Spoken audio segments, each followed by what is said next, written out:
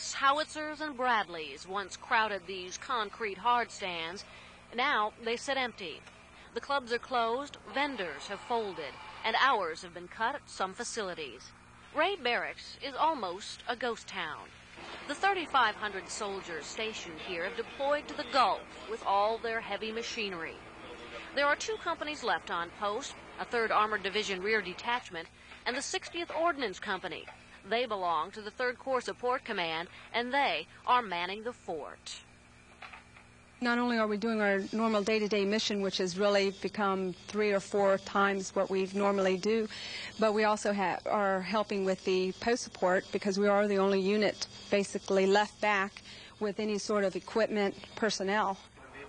Normally you have E6s, E7s as building coordinators, and I've got some of my E4s that live out there in the housing area that are now building coordinators because there's no one else there. And I believe that, matter of fact, our motor sergeant is going to end up being the area coordinator out there because there's just no one else left out there except us. And so we pretty much have to look out for the families of the other soldiers that are gone because, like I say, we're it. It's kind of eerie. It used to take 2 or 3 cycles of the light to get out of the front gate. Now you can pretty much drive from one end of the post to the other and out and never have to wait. The facilities are almost empty. Most of the barracks are closed down. They're dark. You don't see soldiers walking the streets anymore where you used to have lots of soldiers and lots of traffic. So it's kind of eerie being here and almost worrisome. All the barracks have been padlocked. Hundreds of vending machines have been emptied. Later, they'll be removed from vacant buildings. Businesses just outside the front gate are feeling the impact too. Those that depend on GI paydays already have 2 strikes against them: the decline of the dollar and the drawdown. Now, the deployment.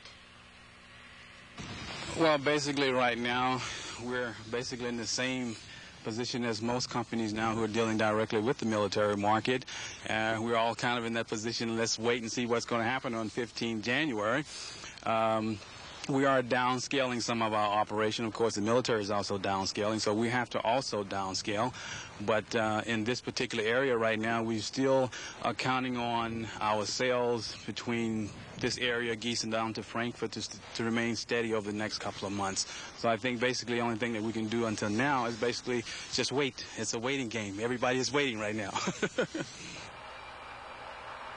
Normally, there are over a half-dozen mess halls open on Ray Barracks. All but 1 have been closed. Officials say some of the civilian workforce have been reassigned to other positions. So far, no jobs have been lost. It's high noon at Ray Barracks. A week ago, you couldn't get near this fast food counter. Now, there's no waiting, except for the families waiting for this place to get back to normal. In Friedberg, Pam Portland, AFN News.